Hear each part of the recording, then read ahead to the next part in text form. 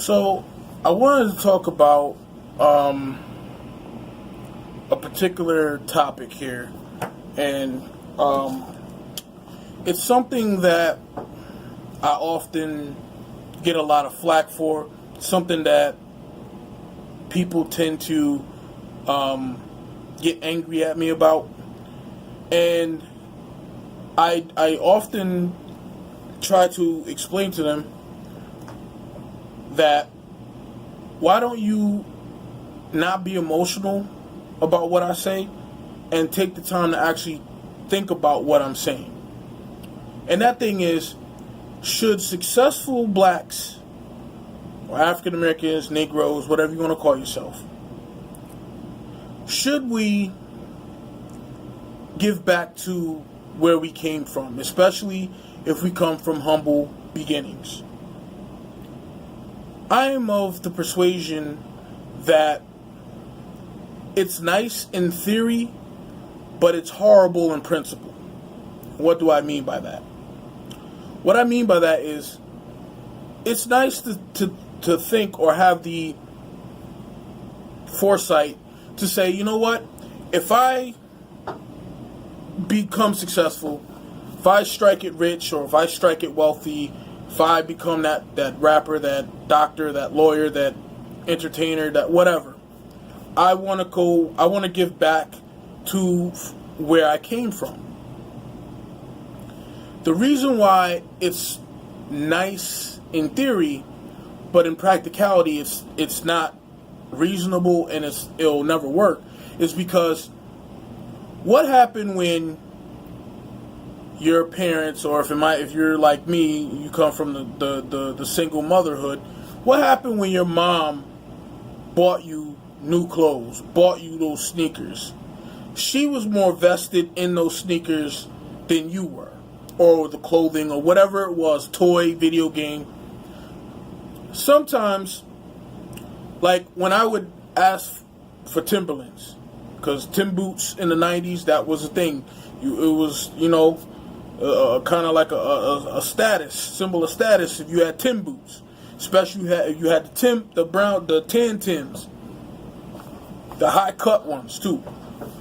But when she bought me these Tims, I didn't care if I walked through mud, I didn't care if I walked through puddles, I didn't care if I walked through snow, slush, whatever. To me, there was no attachment or feeling of responsibility for what was given to me, because I had made a request for it and got it. It was no big deal to me. When I got my first job and I started buying my own shoes, buying my own clothes, buying my own video games, I then felt more cautiousness of how I spent my money, the things I bought with my money, and when I bought it, how careful or gentle did I take care of it. This is why giving back to the hood will never work. Because when you give somebody something that has nothing, and you do it over time, you see people like Warrick Dunn and what's the other retired football player? Can't think of his name now. I'm drawing a blank on it. It was another guy who would help out single moms.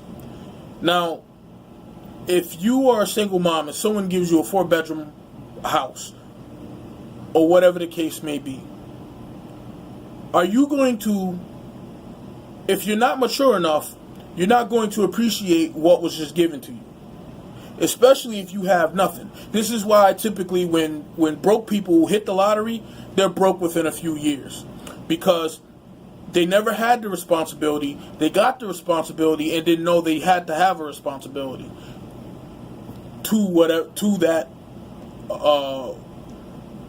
gift or that experience that happened to them. They didn't know that they needed to have some form of accountability. So if you sit up there and you keep giving these people books, clothes, book bags, turkeys, whatever you want to, whatever you're giving back, right? It becomes a form of expectation. And if they understood what it took to get those things, they would therefore treat it with more care, more cautiousness.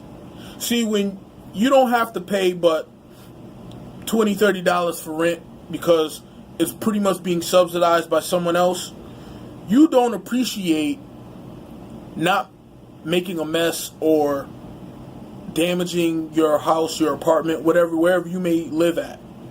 But when you have to come out of pocket and you pay for everything that you want and everything that you have, it's a little bit different story. You take more pride in that which you worked for.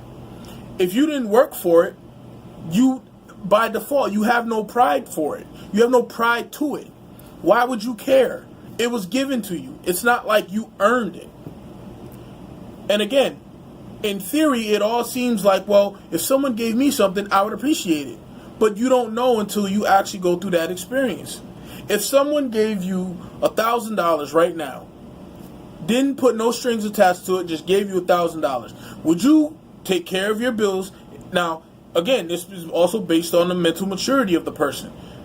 If you have never been a person who's ever been responsible, especially if you're broke and you have multiple children, you clearly never considered being responsible.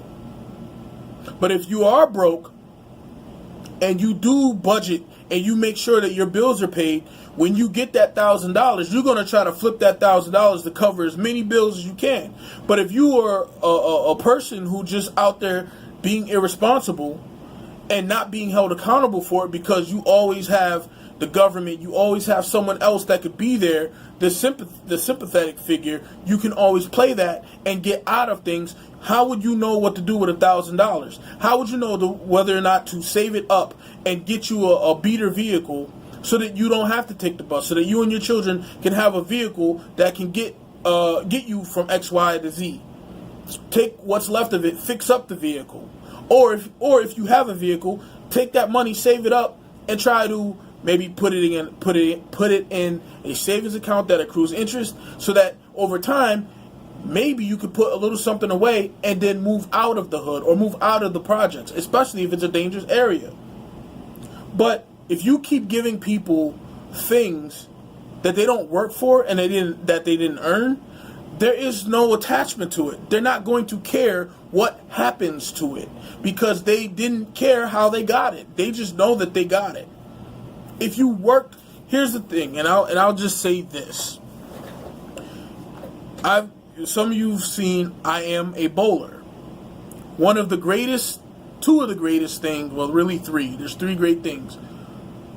Two of them I've done. I've bowled a 300 game, which is a perfect game. I've bowled an 800 series, which is a feat within itself, and it's very difficult. The other thing is to bowl a 900 series, which means you bowl 3 perfect games. So it's 300, 300, 300. It's one of the most difficult things to do. Only, I think it's either 15 or 18 people, between 50 and 18 people ever in the sport of bowling has ever bowled a 900 series. If someone gave me a 300, I'd be like, woo, yeah, it's my fourth 300. But if I get out there and I throw every ball down the lane and I get every strike for every ball that I roll down the lane, I earned it. Therefore, I'm more exuberant, I'm more attached to it, and it means more to me because I put forth the effort and I reap the rewards of my effort. If those people don't put forth any effort, there's no contingency attached to whatever gifts that they get. They will never leave out of poverty because they've never known responsibility, they've never been held accountable, and they always find a way to blame other people as opposed to taking responsibility for self. So in my instance, no. A star athlete, a lawyer, a doctor, whoever, a big CEO, a businessman should never come back and give anything to the hood. Because the hood has to understand when he or she was there in the hood kept trying to discourage them. The hood kept trying to kill them. The hood kept killing their friends. The hood kept their mother or father on drugs. The hood took their father from them. The hood took their mother from them. Never give anything to anyone who keeps taking things from you and only give you trouble back.